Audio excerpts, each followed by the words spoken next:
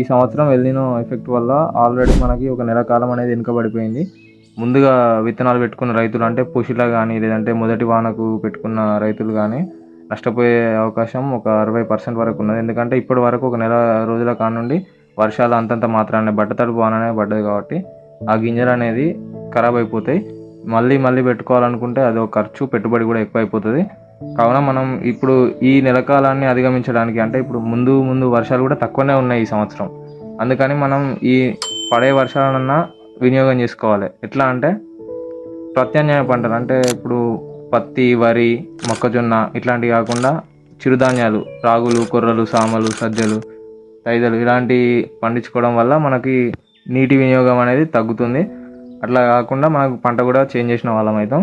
ఇంకోటి ఈ నీరు బాగా నిల్వ ఉండడానికి మనం యూపీఎల్ కంపెనీ వారి జెబా అనే ప్రోడక్ట్ ఉన్నది, మనకు మార్కెట్లో దొరుకుతుంది. యూపీఎల్ జెబా అనేది ఏంటిదంటే ఒక రసాయనిక మందు కాదు, అది మొక్కజొన్న పిండితో తయారు చేసిన ఒక గుళికల రూపంలో ఉంటుంది. అది మనం విత్తనాలు వేసుకున్న తర్వాత మనం యూరియాతో కానీ లేదంటే ఏదైనా దుక్కి మందుతో కలిపి వేసుకున్నప్పుడు ఈ నీరు అనేది మన గుళికలలో స్టోర్ అయిపోతుంది. స్టోర్ అయిపోయి మనకు పంటకు ఎప్పుడు కావాల్సిన టైంలో అది అప్పుడు వినియోగించడానికి ఈజీగా ఉంటుంది. ఇది యూపీఎల్ జబ్ అయిందంటే మనకి వర్షాన్ని నీరు ఎంతైతే పడుతుందో అవి స్టోర్ చేసుకుంటుంది. అలా దాని బాడీ వెయిట్కి ఒక 400 రేట్లు ఎక్కువ నీరుని నిల్వ చేసుకొని పంటకి మళ్ళీ ఎప్పుడు కావాలనో ఆ టైంలో అది విడుదల చేస్తుంది. ఆ రకంగా మనం నీటిని కూడా కాపాడుకొని వినియోగించుకునే అవకాశం మనకు ఉంటుంది. ఎందుకంటే ఇప్పుడు తక్కువ వర్షాలు పడుతున్నాయి కాబట్టి.